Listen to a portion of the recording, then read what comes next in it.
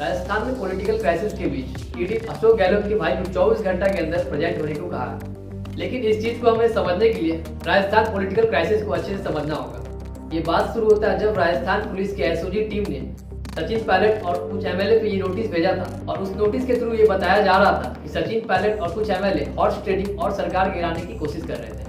अब इस चीज से गुस्सा कर राजस्थान के deputy chief minister Sachin Pilot अपने कुछ सपोर्टर एमएलए के साथ दिल्ली गए और उन्होंने वहां पर कहा कि मेरे सपोर्ट में 30 एमएलए है और वो चाहे तो अशोक गहलोत के नेतृत्व वाली सरकार कांग्रेस को टॉपल कर सकते हैं। अशोक गहलोत ने ये सिचुएशन दिल्ली के सीनियर कांग्रेस लीडर को हैंडल करने को कहा और बीजेपी पर यह आरोप लगाया कि बीजेपी उनकी गवर्नमेंट को पैसा देकर खरीद रही है ताकि उनका सरकार गिर सके। पर बीजेपी ने इस आरोप को नकारते हुए ये कहा ये कांग्रेस का इंटरनल मैटर है, हमें इस मैटर से कोई लेना देना नहीं है। लेकिन तब तक कांग्रेस के सीनियर लीडर जैसे कि रणदीप सिंह सुरजेवाला, अजय माकन, अविनाश पांडे इन्वॉल्व हो चुके थे इस केस में।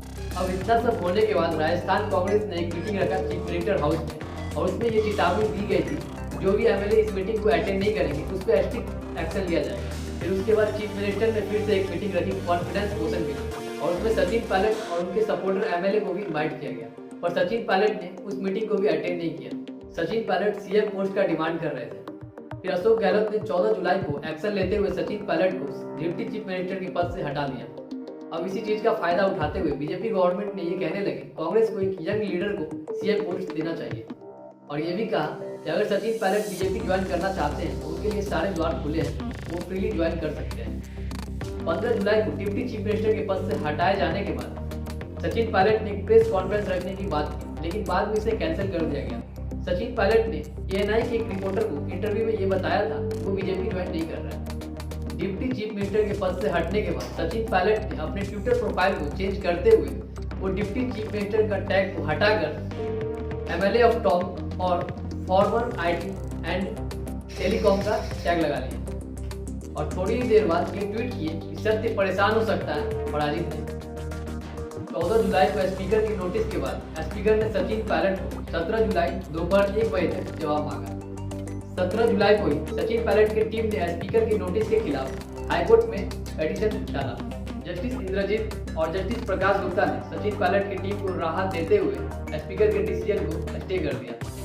स्पीकर का हाईकोर्ट से कहना था कि व्हिप जारी करने के बाद भी सचिन पायलट और उनके सपोर्टर एमएलए पार्टी अटेंड नहीं कर रहे और सरकार गिराने की बात कर रहे हैं और एंटी पार्टी गतिविधियों में शामिल है। वहीं दूसरी ओर सचिन पायलट के लॉयर का कहना था कि एंटी डिफेक्शन लॉ के थ्रू व्हिप तभी जारी किया जा सकता है जब सभी एमएलए असेंबली में प्रेजेंट होंगे। डिसीजन स्टे रखते हुए हाईकोर्ट ने स्पीकर को फिलहाल नोटिस में कोई कार्रवाई नहीं करने को कहा और अगला डिसीजन 21 जुलाई तक टाल दिया। अब इसी बीच ब्लेम गेम स्टार्ट हो गई। कुछ ऑडियो टेप बाहर निकल कर आई। कांग्रेस ने बीजेपी पर यह आरोप लगाया कि बीजेपी वाले हॉर्स ट्रेडिंग कर रहे हैं और इसी बीच कांग्रेस ने बीजेपी के एक नेता गजेंद्र सिंह पर एफआईआर दर्ज करवा दी। अब इसी का जवाब देते हुए बीजेपी वाले ने भी कांग्रेस के कुछ नेताओं पर एफआईआर दर्ज करवा दी। 21 जुलाई को हाईकोर्ट ने डिसीजन सुनाते हुए ये कहा ये मामला काफी पेचीदा है और इस मामले को अगले 24 जुलाई तक के लिए टाल दिया और फिलहाल स्पीकर को कोई कार्रवाई नहीं करने को कहा और इस मामले में सेंटर को मेडिएट करने वाले पेटिशन को भी हाईकोर्ट ने एक्सेप्ट कर लिया। हाईकोर्ट के फैसले से अशोक गहलोत ने नाराज होकर राजभवन में प्रोटेस्ट किया और जस्टिस का मांग करने लगे और इस डिसीजन से नाराज होकर स्पीकर ने भी एसपीएल के थ्रू हाईकोर्ट के डिसीजन को सुप्रीम कोर्ट में चैलेंज किया। अब ये मामला सुप्रीम कोर्ट तक पहुंच चुका था। सुप्रीम कोर्ट में सुनवाई के दौरान स्पीकर के लॉयर कपिल सिब्बल का कहना था कि हाईकोर्ट ने जो स्पीकर के डिसीजन पर रोक लगाई है वो अनकॉन्स्टिट्यूशनल है क्योंकि स्पीकर सिर्फ नोटिस भेजा था और वो एमएलए को डिस्क्वालीफाई नहीं किए थे। अगर स्पीकर ने एमएलए को डिस्क्वालीफाई करते तो ये मामला जुडिशियल रिव्यू में आता। इसी के जवाब में कपिल सिब्बल से सुप्रीम कोर्ट के जज ने पूछा क्या चुने गए प्रतिनिधि को अपना असहमति जताने का कोई अधिकार नहीं? क्या उनकी असहमति को जताया जाएगा लोकतंत्र खतरे में नहीं आ जाएगा? सुप्रीम कोर्ट ने हाईकोर्ट के फैसले पर कोई रोक नहीं लगाई और कहा कि सुप्रीम कोर्ट का फैसला अंतिम फैसला होगा और हाईकोर्ट का फैसला सुप्रीम कोर्ट के फैसले पे डिपेंड करेगा। फिलहाल इस फैसले को 27 जुलाई यानी कि मंडे तक के लिए रोक दिया गया और इसी बीच एक खबर आया कि मायावती की पार्टी बीएसपी ने एक व्हिप जारी किया जिसमें उसने अपने 6 बीएसपी एमएलए को वार्न किया कि जो कांग्रेस को सपोर्ट कर रहे हैं वो असेंबली में कांग्रेस के खिलाफ वोट डालेंगे।